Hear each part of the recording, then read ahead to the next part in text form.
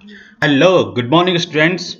So, this is now today text exercise question number 3.4.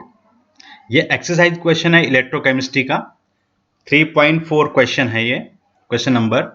So question is calculate the standard cell potentials of galvanic cell in which the following reaction takes place.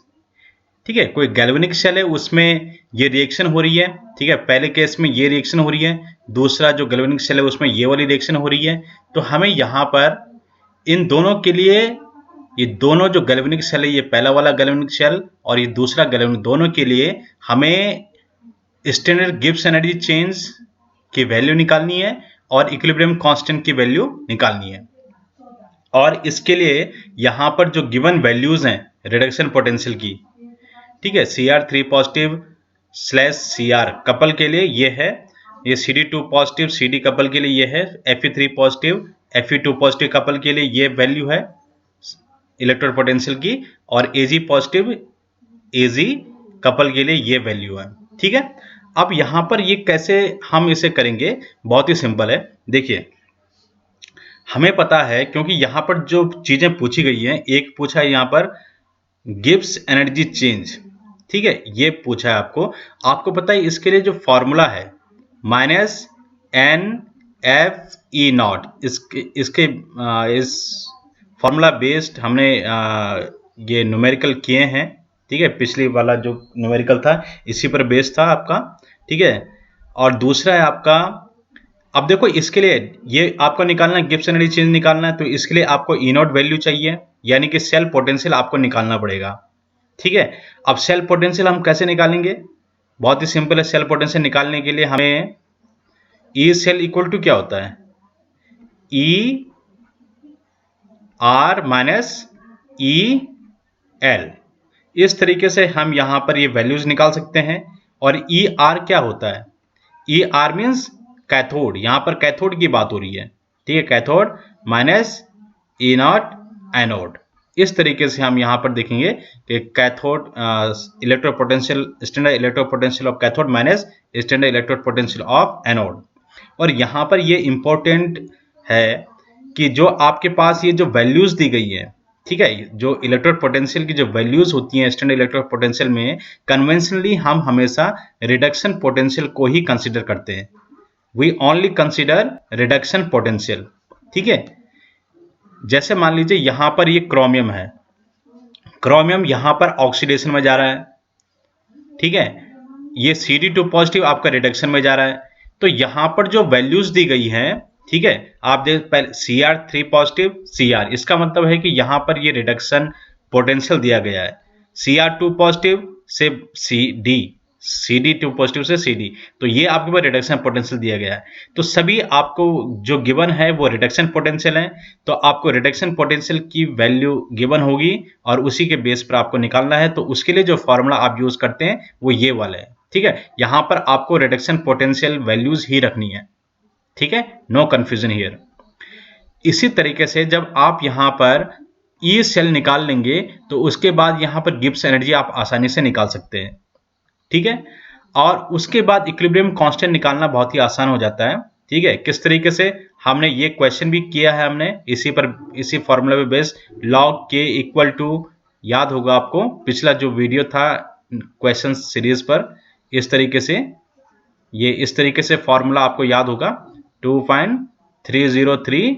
ठीक है, इस तरीके से हमने जो question किया था, और आर टी, इस तरीके से हम log k निकाल सकते हैं. NFE की वैल्यू आपको यहां से मिल जाएगी. ठीक है, जो भी वैल्यू यहां पर स्टैंडर्ड गिब्स एनर्जी की आएगी, ठीक है, उस पर आपको माइनस जब आप लगाएंगे, ठीक है, तो आपको ये वैल्यू मिल जाएगी. फिर आपके पास 2.303 RT गिब्स, ये आपके पास R क्या है, ये आपके पास गैस कांस्टेंट, T आपके पास टेम्परेचर है. फिर जब आपको log k की वैल्यू मिल जाएगी, फिर यहां पर k का एंटीलॉग निकाल के आप इसका वैल्यू निकाल सकते हैं. ठीक है, इक्विलिब्रियम कांस्टेंट k की वैल्यू आप निकाल सकते हैं. ठीक है, तो चलिए इस क्वेश्चंस को देखते हैं एक करके. ठीक है, तो सबसे पहले जो हम करेंगे वो है फर्स्ट पार्ट, ये वाला पार्ट. ठीक है, this one we will solve. तो देखिए,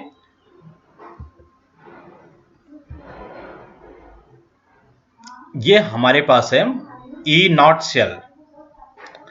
ई नॉट सेल सबसे पहले हम निकालेंगे, हमने अभी आपसे डिस्कस किया था, ठीक है। अभी आपसे कहा था पहले हम कैथोड माइनस एनोड करेंगे, ठीक है, ई सेल निकालने के लिए। कैथोड आपके पास कौन है? कैथोड वाला इलेक्ट्रोड है आपके पास जिसमें आपका रिडक्शन होता है। तो यहां पर आप देख सकते हैं, यहां पर रिडक्शन वाला कौन सा है? रिडक्शन वाला है आपका CD2 पॉजिटिव। ये यानी कि हम कैथोड इलेक्ट्रोड पोटेंशियल में ये लेंगे, ठीक है, -0.40। तो ये हमने लिया -0.40। इसी तरीके से एनोड वाला जो आपके पास लेफ्ट साइड होता है वो है आपके पास, एनोड में क्या होता है आपका? ऑक्सीडेशन होता है। तो ऑक्सीडेशन ये हुआ, तो ऑक्सीडेशन वाला आपका हो गया ये। तो ये वैल्यू हम यहां पर ले लेंगे, ये हमने यहां पर ले लिया, ठीक है। तो ER माइनस EL आपका ये हो गया, वैल्यू आपकी आ गई 0.34 वोल्ट, ठीक है। इस तरीके से वैल्यू आ जाएगी। अब यहां पर नेक्स्ट हमें क्या करना है, जैसे हमें ई सेल मिल जाता तो ये फॉर्मूला हमें अप्लाई करना है टू फाइंड स्टैंडर्ड गिब्सन एडी चेन। बस अब यहां पर ये वैल्यू हमने इस फॉर्मूला में रखी और इस तरीके से आपका सॉल्व करके ये 6 कैसे आया? बहुत ही सिंपल है। देखिए यहां पर क्रोमियम ने 6 इलेक्ट्रॉन रिलीज किए हैं और कैडमियम ने 6 इलेक्ट्रॉन एक्सेप्ट किए हैं, क्योंकि एक क्रोमियम एटम ने 3 इलेक्ट्रॉन छोड़ के Cr3 पॉजिटिव बना है और 2 क्रोमियम है यहां पर, 3 × 2 6 हो चुके हैं।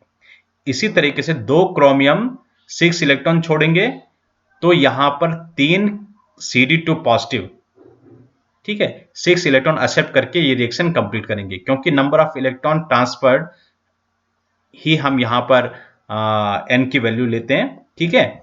तो जितने इलेक्ट्रॉन एक रिलीज करेगा दूसरा उतने ही इलेक्ट्रॉन एक्सेप्ट करेगा। तो इस तरीके से यहां पर आपका 6 आ जाएगा। फिर यहां पर ये फैराडे कांस्टेंट 96500 कूलम, और फिर इसके बाद आप यहां पर जो वैल्यू आपकी ई सेल की आई, इनोड सेल यानी कि सेल पोटेंशियल की 0.34, ये आप इस तरीके से कैलकुलेट कर लेंगे, आपका आंसर आ जाएगा इतना, ठीक है। आगे हम बात करेंगे लॉग केसी। हमारे पास फॉर्मूला क्या है लॉग केसी? अभी हमने जो आपको बताया था, log K = NFE0 by 2.303 RT। अब यहां पर आप देख सकते हैं लॉग KC की जो वैल्यू है, ठीक है, NFE0 सेल, ठीक है, इस तरीके से बाय 2.303 RT। यहां पर जो आपके पास ये जो वैल्यू है 0.059 जो वैल्यू है ये कहां से आई, ठीक है, इसी को मैं आपको बता देता हूं। जो आपके पास ये वैल्यू है, ठीक है, ये वैल्यू 0.059 ये इससे आई है जो मैं अब लिख रहा हूं। ये जो मैं रेड से लिख रहा हूं, रेड वाले को पूरा सॉल्व करके, ठीक है, क्योंकि टेम्परेचर कितना दिया गया यहां पर, ठीक है, टेम्परेचर हम जनरली लेते हैं 298। If no temperature is given you can take 298 kelvin.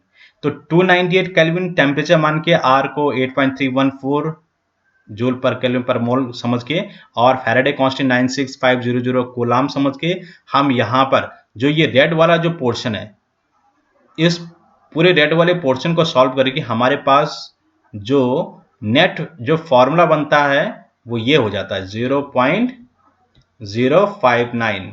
तो आप इसे याद कर सकते हैं। अगर यहां पर स्टैंडर्ड कंडीशन है टेम्परेचर की तो उस कंडीशन के लिए आप इसको याद कर सकते हैं। You not need to calculate for this portion, this red portion. इस तरीके से आपका आ जाएगा। फिर यहां पर वैल्यू रख दीजिए, n की 6 आ जाएगी, 0.34 जो यहां पर ए सेल की वैल्यू है, और फिर 0.059 वैल्यू रख के आपके पास लॉग केसी आ जाएगा। फिर एंटी लॉग से आपके पास केसी की वैल्यू आ जाएगी इस तरीके से, ठीक है। आई hope you must have understood, ठीक है, नहीं तो आप वीडियो पीछे करके इसे दोबारा देख सकते हैं। आगे इसे देखिए, अब जो सेकंड क्वेश्चन है आपका बिल्कुल वैसे ही करना है, सेम टू सेम, ठीक है। Fe2 पॉजिटिव से Fe3 पॉजिटिव, यानी कि यहां पर क्या हो रहा है, यहां पर आपके पास ऑक्सीडेशन हो रहा है। तो रिडक्शन कौन किस में हो रहा है, इसमें हो रहा है रिडक्शन, सिल्वर में। तो आपको क्या करना है, तो ये आपके पास ER - EL पहले आपके पास कैथोड वाला लेना है जो जिसमें रिडक्शन हो रहा है, फिर एनोड वाला लेना है जिसमें ऑक्सीडेशन हो रहा है। तो इस तरीके से आपने रिडक्शन किस में हो रहा है, सिल्वर में हो रहा है, तो 0.80 आपने लिया, तो ये आपने 0.80 लिया। फिर आपको लेना है जिसमें ऑक्सीडेशन हो रहा है, ऑक्सीडेशन, ठीक है, ऑक्सीडेशन किस में हो रहा है, Fe2 पॉजिटिव से इस Fe3 पॉजिटिव में ऑक्सीडेशन हो रहा है, ठीक है। तो आपने यहां पर इस आयरन का रिडक्शन पोटेंशियल ले लिया Fe3 पॉजिटिव से, ठीक है, रिडक्शन पोटेंशियल लेना है आपको, ठीक है। भले ही यहां पर ऑक्सीडेशन हो रहा है, लेना आपको रिडक्शन पोटेंशियल ही है, क्योंकि मैंने आपसे कहा था कि रिडक्शन पोटेंशियल ही हम कन्वेंशनली लेते हैं। उसी हिसाब से हमने ये फॉर्मूला सेट किया गया है ER माइनस EL, ठीक है।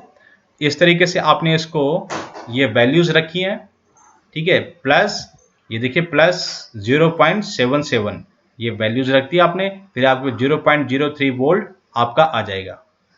फिर आगे सॉल्व करेंगे इसे डेल्टा G नॉट के लिए, जो हमारे पास फॉर्मूला है 1 इलेक्ट्रॉन ट्रांसफर हुआ है, आप देख सकते हैं 1 इलेक्ट्रॉन ट्रांसफर हुआ है, ठीक है। Fe2 पॉजिटिव से Fe3 पॉजिटिव में कन्वर्ट होने के लिए 1 इलेक्ट्रॉन की रिलीज होने की जरूरत होती है, और Ag पॉजिटिव से Ag में कन्वर्ट होने के लिए 1 इलेक्ट्रॉन एक्सेप्ट करने की जरूरत होती है।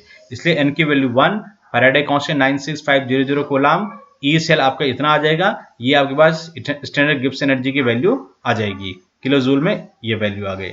फिर लॉग Kc बिल्कुल उसी तरीके से निकालना जैसे हमने पिछला क्वेश्चन किया था, पिछला पार्ट किया था, ये आपके पास आ जाएगा। फिर आपके पास Kc की वैल्यू एंटी लॉग से आ जाएगी, एंटी लॉग हमने 11th क्लास में आपको एक्सप्लेन किया है। तो इस तरीके से आपने यहां पर Kc की वैल्यू निकाली है, ठीक है। तो ये क्वेश्चन आपको असाइनमेंट में भी दिया गया है, ठीक है। असाइनमेंट 3rd में ये क्वेश्चन आपको मिलेगा, ठीक है, देख लेना 3rd में होगा शायद, जहां तक मुझे लगता है। तो उसमें ये जो वैल्यूज हैं, these values are not given in the assignment, you can note from here, आप यहां से असाइनमेंट की वैल्यू को नोट कर सकते हैं, ठीक है। So I hope you must have understood this question. Thank you so much, and if you have any doubt you can watch again. Thank you so much.